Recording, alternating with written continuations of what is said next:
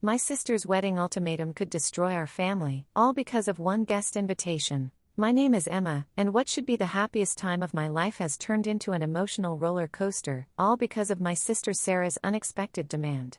My fiancé Michael and I have been planning our spring wedding for nearly a year now, and everything was falling perfectly into place until this situation with my sister erupted.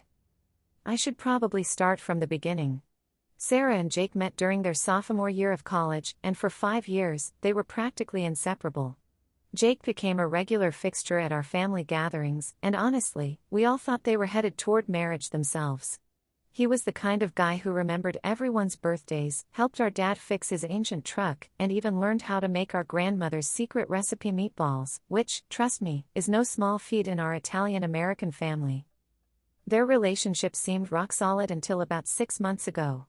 Sarah came home one day to find Jake sitting on their apartment couch, looking like he hadn't slept in days. He told her he'd been offered his dream job in Seattle, something about a tech startup that could make him millions if it took off. The catch?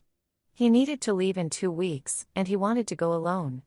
He said he needed space to focus on his career and that long distance would be too complicated. Sarah was blindsided. They'd just signed another year's lease on their apartment, and she'd recently started a promising position at a local marketing firm. The breakup wasn't just emotionally devastating, it left her scrambling to figure out how to afford their apartment on her own. I spent countless nights on the phone with her, listening to her cry and try to make sense of it all. I even helped her move back to our parents' house temporarily while she got back on her feet. For weeks after the breakup, Sarah was barely functional. She called in sick to work so often that her boss had to have a serious talk with her. She wouldn't eat unless someone literally put food in front of her, and she spent most of her time either sleeping or scrolling through old photos on her phone. Our mom was beside herself with worry, and I was driving over almost every day after work to check on her. I remember one particularly rough night when she discovered Jake had already started dating someone else in Seattle, some gorgeous software engineer he'd met at his new company. Sarah had been doing better that week, even went on a coffee date with a guy from her office, but seeing those Instagram photos sent her spiraling again. I stayed up until 3 a.m. with her, eating ice cream and helping her delete every trace of Jake from her social media. That's why I was completely thrown when she brought up inviting Jake to my wedding. It happened during what I thought would be a fun sister bonding day. We were at the local bridal boutique for my final dress fitting, and Sarah seemed to be in good spirits. She'd even teared up a little when she saw me in my dress, saying how beautiful I looked. But as I was standing there on the pedestal, surrounded by mirrors and pins, she dropped the bomb. "Emma," she said, fiddling with her phone, "I've been thinking about the wedding guest list." I remember catching her eye in the mirror and seeing something in her expression that made my stomach clench. "What about it?"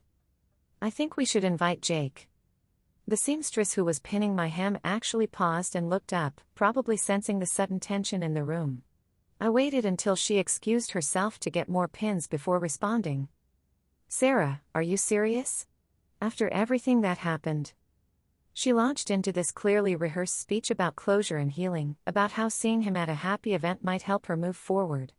But I couldn't shake the feeling that this was less about closure and more about her not being ready to let go.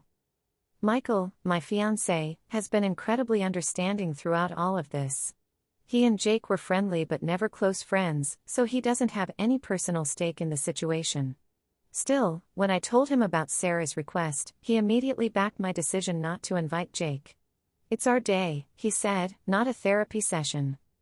The situation got worse when Sarah started bringing it up at every family gathering. Last Sunday at our traditional family dinner, she managed to turn a conversation about wedding flowers into another argument about Jake's invitation.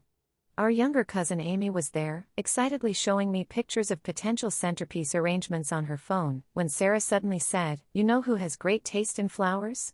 Jake. Remember that gorgeous bouquet he got me for our anniversary?" I tried to redirect the conversation, but Sarah wouldn't let it go. She kept making these pointed comments about how Jake would have loved the venue we chose, how he always said he wanted to get married in a place just like it. Our mom finally had to intervene when Sarah's passive-aggressive remarks started making Amy visibly uncomfortable. The following week, Sarah took things to a whole new level. She showed up at my apartment unannounced, clutching a stack of old photos from when we were all together, family barbecues, holiday celebrations, beach trips. She'd clearly spent hours going through her old pictures, and she used each one to remind me how much Jake had been part of the family. "Look at this one," she said, showing me a photo from last Christmas. "Remember how he helped Dad put up all the lights?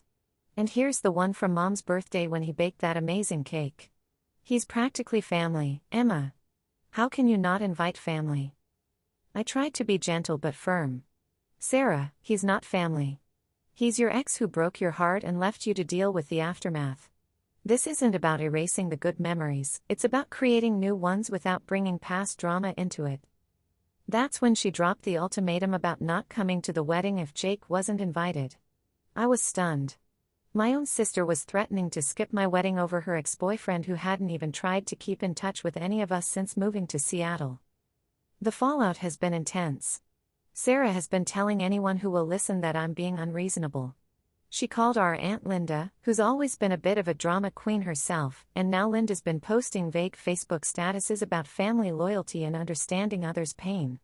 Our cousin Rachel, who's supposed to be one of my bridesmaids, texted me yesterday saying she feels caught in the middle.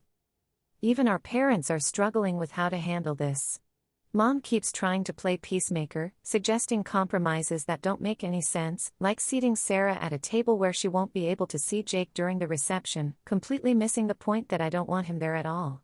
Dad, usually the voice of reason in family disputes, just looks tired and keeps saying we need to work it out ourselves.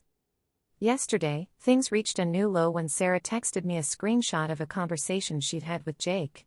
She'd actually reached out to him about the wedding, and he'd responded saying he'd be honored to attend if invited. The fact that she went behind my back to contact him made my blood boil. When I called to confront her about it, she tried to spin it as proof that there wouldn't be any drama because he was totally fine with it. "You don't get it," she said, her voice breaking. "This isn't just about closure anymore. It's about showing everyone that I'm okay, that I can handle seeing him with someone else. How am I supposed to move on if I can't even be in the same room with him?" I tried explaining that my wedding isn't the appropriate venue for her to prove anything to anyone, but she wouldn't hear it. She ended the call by saying she was disappointed in how selfish I've become and that the sister she knew would have understood. The worst part is that this drama is starting to affect other aspects of the wedding planning.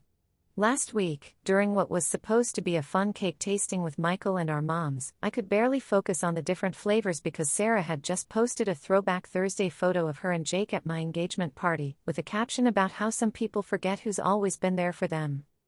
Michael's been amazing through all of this, but I can tell it's starting to wear on him too. Last night, as we were going over the seating chart for the reception, he suggested maybe we should just elope. He was joking, mostly, but the fact that this situation has gotten so out of hand that even my easygoing fiancé is feeling the strain really hits home.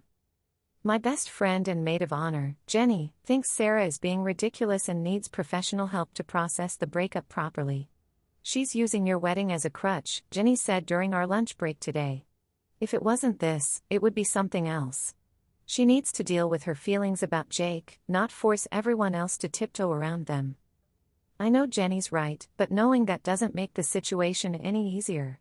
Every time my phone buzzes with a text message, I feel a knot in my stomach, worried it's going to be another guilt trip from Sarah or a concerned message from a relative who's only heard her side of the story.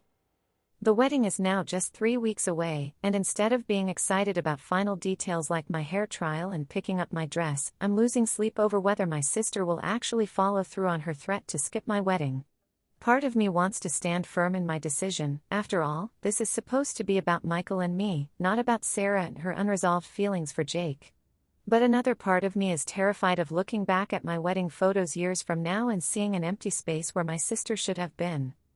This morning, I found a photo of Sarah and me as kids, dressed up in our mom's old wedding dress and a makeshift veil made from a curtain.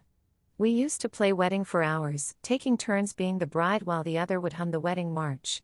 Sarah always insisted on having the perfect fairy tale ending, complete with a dramatic kiss and riding off into the sunset. Now, looking at that photo, I can't help but wonder how we got from there to here. I've tried everything I can think of to reason with her.